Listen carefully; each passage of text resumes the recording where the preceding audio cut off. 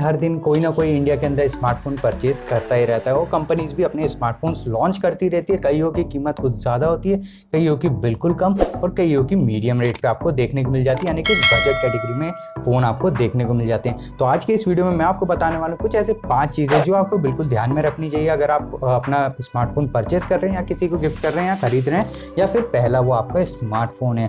तो इस वीडियो का अंत तक देखना बिल्कुल भूलिएगा और अगर आपने अभी तक हमारे चैनल को सब्सक्राइब नहीं किया है तो सब्सक्राइब कर लीजिए। दोस्तों मैं हूं सुमित और आप सभी का स्वागत है टेक हीरो फॉर यू के एक और नए टेक्नोलॉजी से रिलेटेड एपिसोड में। तो दोस्तों जैसा कि मैं आपको बता रहा था कि आपको कुछ 5 ऐसी चीज़ें बताऊंगा जिससे कि आप अपने लिए एक अच्छा स्मार्टफोन परचेज कर सकते हैं और आपको बिल्कुल ध्यान में रखनी चाहिए। बेसिक सी चीज़ है और अगर हम टेक्निकली बात करें तो वो भी टेक्निकल बात भी इसी में है कि आपको क्या चाहिए एक स्मार्टफोन में, आपको बेसिकली क्या क्या होना चाहिए, ये सब चीज़ें आपको पता होनी चाहिए। उसके बाद ही आपको एक स्मार्टफोन परचेस करना चाहिए।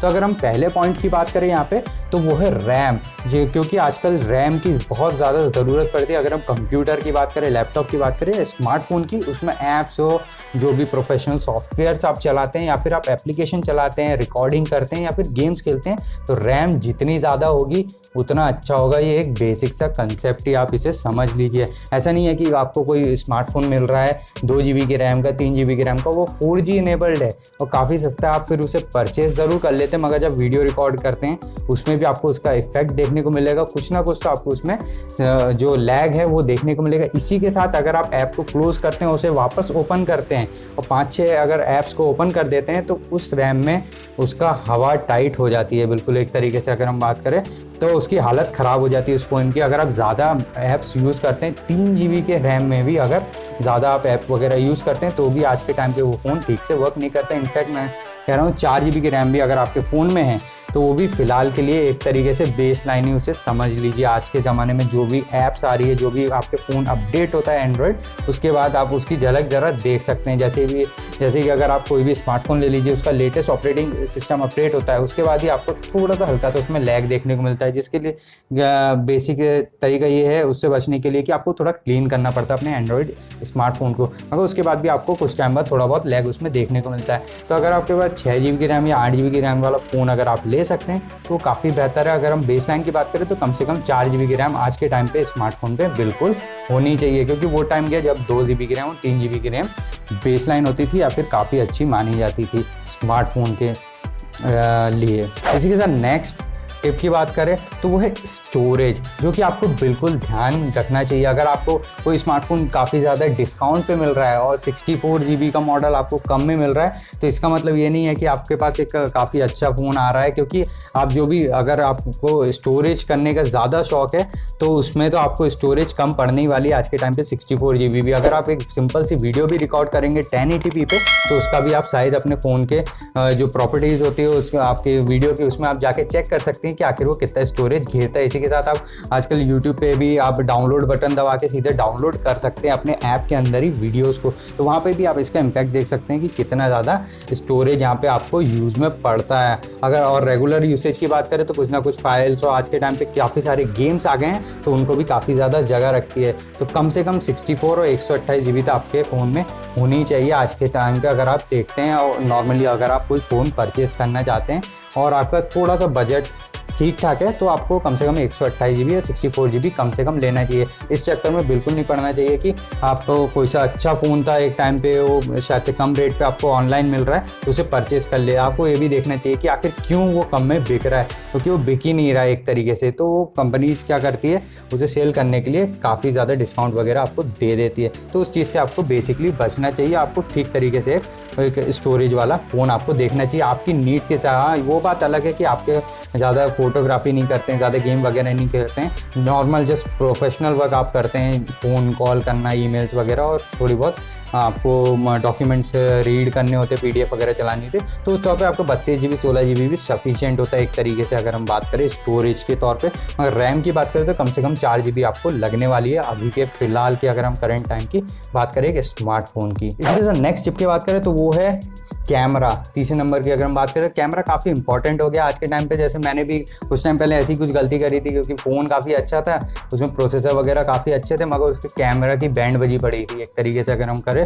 उसके जो कैमरा जो भी फुटेज रिकॉर्ड करता था वो इतनी भी क्लियर नहीं होती थी, और उसी से कम रेंज के फ़ोन में मुझे काफ़ी अच्छे कैमरे का परफॉर्मेंस देखने को मिल रहा था दूसरी कंपनी के तब से। अगर हम बात करें 2-3 कंपनियों का अगर हम कंपेयर करते हैं बजट कैटेगरी में, तो इस तरीके से कुछ आपको देखने को पड़ सकता है। अगर आपको सिर्फ कैमरा, अगर आपका मोटिव है तो आप कैमरा पे ही फोकस करके स्मार्टफोन परचेस कीजिएगा, परफॉर्मेंस है तो परफॉर्मेंस को देख के। तो एक ये भी फैक्टर काम करता है अगर आप कोई स्मार्टफोन परचेस करने जाते हैं। तो फिलहाल के लिए अगर हम नॉर्मल कैमरे की बात करें तो 14 या ऐसा 12-14 मेगापिक्सल ऐसे ही कुछ रेंज चलता है, उससे ऊपर ही अगर आप कैमरा लेते हैं तो आपको काफ़ी बेहतर परफॉर्मेंस देखने को मिल जाएगी, और मार्केट में आपको काफ़ी सारे स्मार्टफोन देखने को मिल रहे हैं। इसी के साथ डुअल कैमरा वाला फ़ोन ही ज़रूर याद से लीजिएगा। जो ब्लर, अगर आप वीडियो रिकॉर्ड करते हैं तो उसमें थोड़ा सा ब्लर बनने में ज़्यादा आसानी पड़ेगी उस कैमरा से।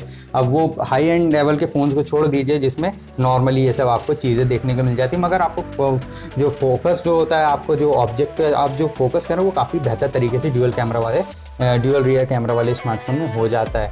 तो ये कुछ बेसिक सी चीज़ें हैं जो आपको याद रखनी चाहिए एक स्मार्टफोन परचेस करने के पहले। इसी के साथ अगर हम नेक्स्ट टिप की बात करें, जो 4th टिप है वो है बैटरी। बैटरी सबसे ज़्यादा इंपॉर्टेंट होती है किसी भी स्मार्टफोन के लिए, वो एक तरीके से दिल का काम करती है स्मार्टफोन के। अगर बैटरी नहीं होगी तो स्मार्टफोन का क्या अचार डालेंगे। इसके साथ अगर हम बैटरी साइज़ की बात करें तो लगभग 3500 या फिर 4000 mAh की आपके फ़ोन में बैटरी होनी ही चाहिए, जिससे कि आपको एक कम से कम 1 दिन का तो बैकअप मिल जाए। अभी की अगर हम स्मार्टफोन यूजेज की बात करें, ड्यूरिंग लॉकडाउन सब पबजी वगैरह खेलते रहते हैं या फिर फ़ोन पे ही अपना टाइम निकालते हैं, तो काफ़ी अच्छी और बेहतरीन बैटरी आपको स्मार्टफोन में लगने वाली अगर आप एक स्मार्टफोन परचेस करते हैं। तो उस हिसाब से ही आपको हमेशा एक फ़ोन को परचेस करना चाहिए, उसमें आपको कितना बैटरी मिल रही है और कितना बैटरी बैकअप मिल रहा है। और उसी के साथ अगर आपको उस फ़ोन में फास्ट चार्जिंग मिल रही है तो काफ़ी कमाल की बात है। अगर उस रेंज में आपका जो भी बजट रेंज है, प्राइस रेंज है, तो उसमें आपके लिए काफ़ी अच्छा साबित हो सकता है एक स्मार्ट चार्जिंग के लिए या फिर फास्ट चार्जिंग के लिए। तो वो काफ़ी जल्दी आपके फ़ोन की बैटरी को चार्ज कर देगी, क्योंकि अगर आप 4000 mAh की बैटरी वाला फ़ोन लेंगे और नॉर्मल उसमें चार्जिंग होगी तो उसमें लगभग 2-3 घंटे तो वो खींच लेगा आराम से चार्ज होते होते। इसके बाद नेक्स्ट चीज़ की बात करें तो वो थोड़ी टेक्निकल हो जाती है, वो है प्रोसेसर। तो आपको अगर मैं बेसिक से सिंपल से एक टिप की बात करूँ, आपको क्या ध्यान में रखना है कि जो भी लेटेस्ट एडिशन फ़ोन आता है उसके ही प्रोसेसर पे आपको परचेस कर लेना चाहिए फ़ोन। बस इतना ध्यान देना चाहिए, कई ऐसे कंपनीज होती है जो लेटेस्ट फ़ोन में पुराना प्रोसेसर डाल देती हैं, तो उस पर ध्यान दे के आप परचेस कर सकते हैं। अगर आपका ज़्यादा कोई हैवी यूसेज नहीं करना है फ़ोन में, लेटेस्ट फ़ोन लेते हैं तो वही चल जाता है। मगर आपको पबजी खेलना है या फिर लेटेस्ट ऐप वगैरह को यूज़ करने, काफ़ी सारी चीज़ें आप यूज़ करते हैं अपने एक स्मार्टफोन के अंदर, एक लैपटॉप के तौर पे उसे यूज़ करते हैं, या फिर अगर हम कह लें कंप्यूटर, पोर्टेबल कंप्यूटर के तौर पे अगर आप अपने स्मार्टफोन को यूज़ करते हैं ऑफिशियल वर्क के लिए या फिर एडिटिंग के लिए, तो आपको लेटेस्ट एडिशन का प्रोसेसर वाला स्मार्टफोन ही लेना चाहिए। और वो बेसिकली अगर क्वालकॉम का हो तो थोड़ा ज़्यादा बेहतर होता है। जैसे कि आपने कंप्यूटर में सुना होगा कुछ कंपनी स्पेसिफिक होती है जिनके प्रोसेसर वाले कंप्यूटर लोग जनरली बाय करते हैं, वैसे ही स्मार्टफोन में भी ऐसे ही कुछ होता है। तो क्वालकॉम एक ट्रेडमार्क सेटर एक तरीके से आप कह सकते हैं अगर हम प्रोसेसर की बात करें स्मार्टफोन इंडस्ट्री में। तो क्वालकॉम के काफ़ी अच्छे बेहतरीन प्रोसेसर वाले स्मार्टफोन आपको मार्केट में देखने को मिल जाएंगे। तो उस पर अगर आप उस पर बेस्ड जो भी उनका लेटेस्ट मॉडल चल रहा है उस पर बेस्ड अगर कोई स्मार्टफोन लॉन्च होता है आपके बजट में आता है तो वो आपको बेसिकली लेना चाहिए। आपको ये इस चीज़ पर ध्यान नहीं देना चाहिए कि आप जो फ़ोन लेना चाहते थे 1 साल भर पहले उसकी रेट कम हो गई और उसी का नया मॉडल आ गया है तो इससे कोई ज़्यादा अंतर पड़ेगा, क्योंकि इसमें ज़मीन आसमान का अंतर पड़ जाता है प्रोसेसिंग के ऊपर 1 साल के बीच में। क्योंकि टेक्नोलॉजी जिस तरीके से डेवलप होती है, जिस तरीके से अपग्रेड होती है, उसको आपको मैच करना इतना आसान नहीं है। तो आप फालतू में अपना पैसा वेस्ट ना करें 5-6 हज़ार के चक्कर में, आपको कुछ ज़्यादा लंबा गेम नुकसान का झेलना पड़ेगा। तो ज़्यादा लंबे टर्म तक अगर आपको स्मार्टफोन यूज़ करना है तो लेटेस्ट एडिशन का ही आप स्मार्टफोन परचेस कीजिए, अगर आप उसे परचेस कर सकते हैं, अपने बजट वगैरह को थोड़ा इंक्रीज़ कर सकते हैं। तो कुछ यही थी दोस्तों। अगर हम इससे बाहर की थोड़ी बात करें, जो ये चीज़ें जो मैंने 4-5 चीज़ें आपको बताई है, तो वो है मेन सर्विसिंग को लेके सबसे ज़्यादा दिक्कत आती है इंडिया के अंदर। तो आप वेल रेप्यूटेड ब्रांड के ही स्मार्टफोन परचेज़ करना प्रीफर कीजिए। आजकल काफ़ी सारी ब्रांड्स के सर्विस सेंटर हो गए, मगर कुछ ऐसी ब्रांड्स है फ़िलहाल अभी भी जो ऑनलाइन एकदम जिस तरीके से आप देखते हैं अनबॉक्सिंग वगैरह के वीडियो आ जाते हैं, काफ़ी सारी ऐसी ब्रांड होती हैं, मगर उनकी सर्विसिंग आपको ढंग से नहीं मिलती है। कुछ तो ब्रांडें ही गायब हो गई हैं आज से 3-4 साल पहले, काफ़ी बड़े लेवल पे उन्होंने अपना जो लॉन्च वगैरह किया था, उसके बाद अब वो गायब ही हो गई हैं, बस उनके फ़ोन बिक रहे हैं 4-5-6 हज़ार में।